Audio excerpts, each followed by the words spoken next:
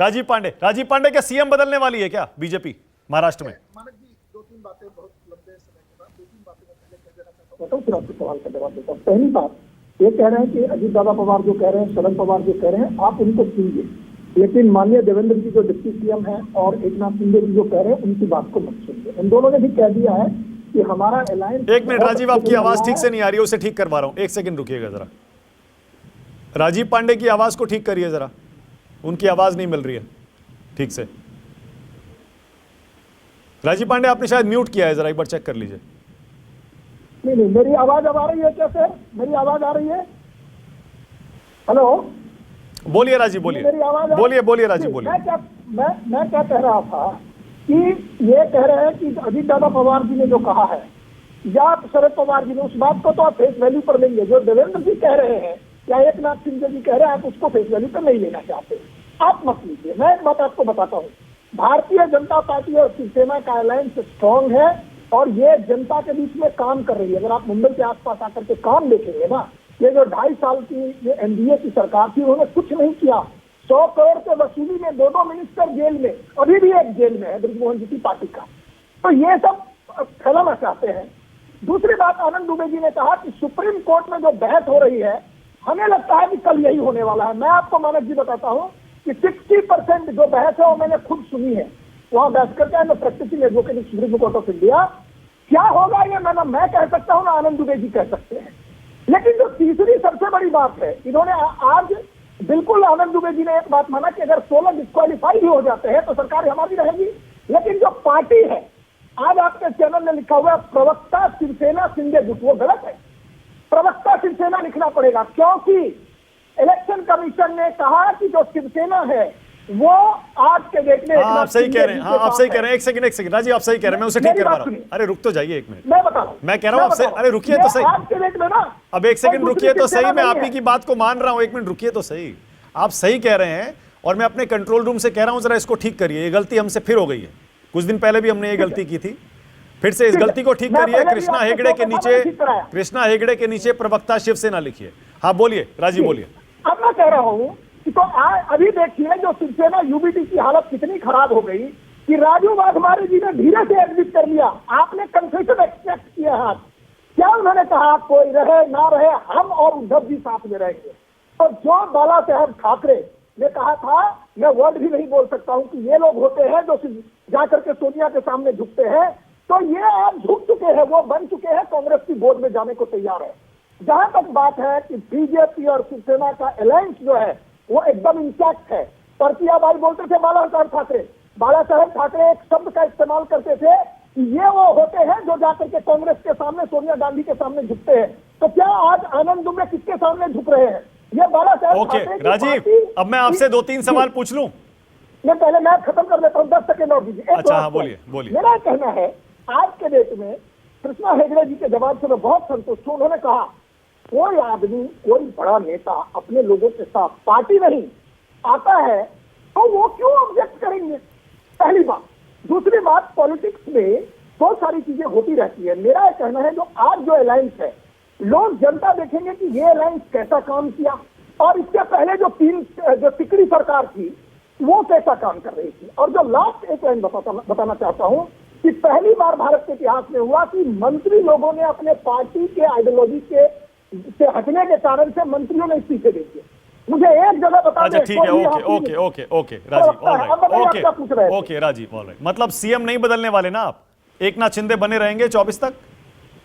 देखिए मैं एक बात, कल भी हमारे डिप्टी चीफ मिनिस्टर साहब ने कहा कि हम एकनाथ शिंदे जी के साथ हैं और हम उनके नेतृत्व में चुनाव लड़ेंगे। ठीक है, क्या देवेंद्र जी की बातों को मैं आगे कर सकता हूँ? नहीं मैं समझ गया, मैं समझ गया, रुकिए ना।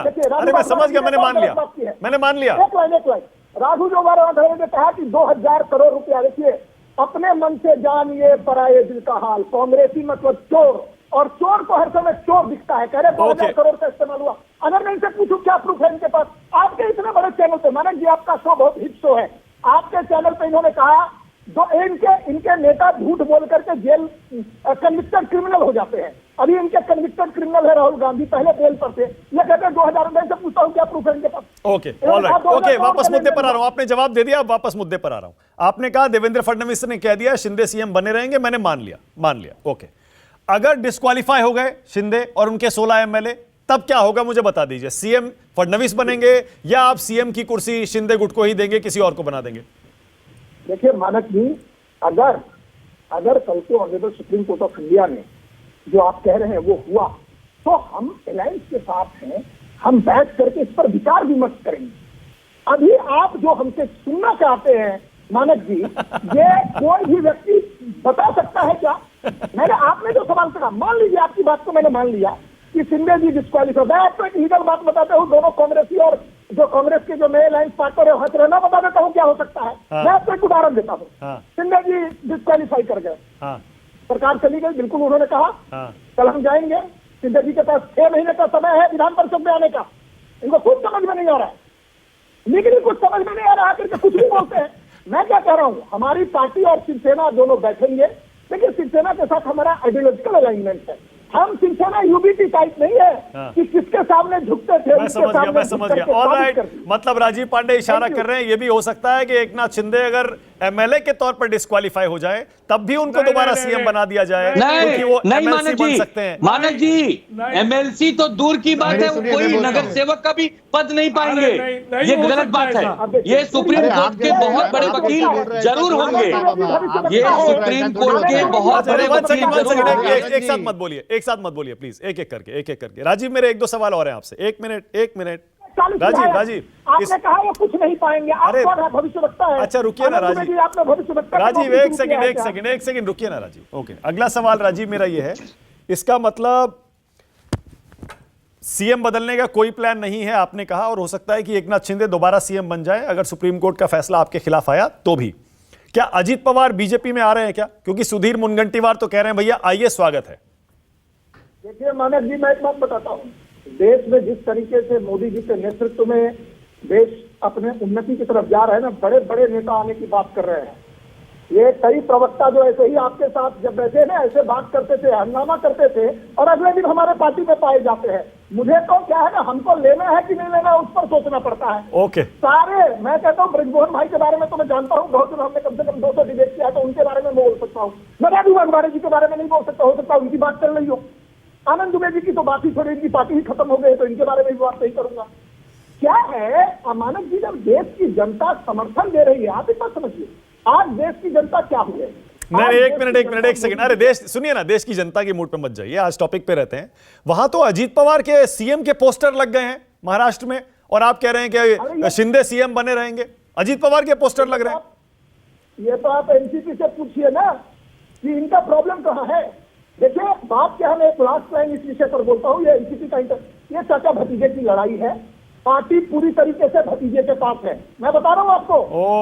चाचा जी को भी अब पता है कि एज हो गया, पूरी की पूरी पार्टी। आज आप वेस्टर्न महाराष्ट्र देखिए, एनसीपी वेस्टर्न महाराष्ट्र की पार्टी है। नहीं, वो तो शरद पवार तो कह रहे हैं रोटी घुमाने का वक्त आ गया, रोटी घुमाने वाले हैं शरद पवार। तो हो सकता है, देखिए क्या होगा मैं नहीं कह सकता, क्योंकि मेरे पास तो इतना मेरे पास इंफॉर्मेशन नहीं है, ना मैं भविष्य रखता हूँ आनंद दुबे जी जैसा।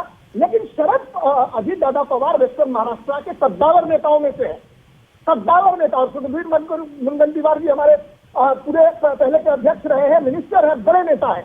जब वो कह रहे हैं, मैं बार बार कह रहा हूँ, आपको उनके स्टेटमेंट को पढ़ना पड़ेगा। अजीत पवार आए तो उनको क्या पद दीजिएगा बताइए? उनको सीएम नहीं बनाएंगे, डिप्टी सीएम बनाएंगे। फिर देखिए, सीएम तो भगवान जिसको चाहते हैं कि जो देश की सेवा करे, जो समाज राज्य की सेवा करे, ये खाली सीएम ही नहीं होता। देखिए हमारे सीएम से अभी डिप्टी सीएम होकर के पूरे महाराष्ट्र की सेवा कर रहे हैं देवेंद्र जी। मेरा इसमें नहीं कहना, मेरा कहना। अच्छा, तो मतलब 2 डिप्टी सीएम हो सकते हैं, मतलब शिंदे सीएम बनेंगे और अजीत पवार को आप फडणवीस के साथ डिप्टी सीएम बनाएंगे। मैं नहीं कह रहा हूँ मानक जी, आपके इस शो का आज जो बेस्ट पॉइंट है कि राजू वाघमारे ने कंसीड किया कि शिवसेना के साथ इनका एनसीपी के साथ अलायंस अब पिछले से कगार पे है। आज तो आप मान लीजिए, एक सेकेंड, तो आप भी मान ही लीजिए, आज कह दीजिए कि एनसीपी का स्वागत है और हमारी बात चल रही है पर्दे के पीछे से। मैंने आपने अभी मुनगंटीवार जी का बताया। मुनगंटीवार जी हमारे बहुत बड़े नेता है, महाराष्ट्र के टॉप लीडरशिप में आते हैं, तो आप मुझसे क्यों सुनना चाह रहे हैं? ओके,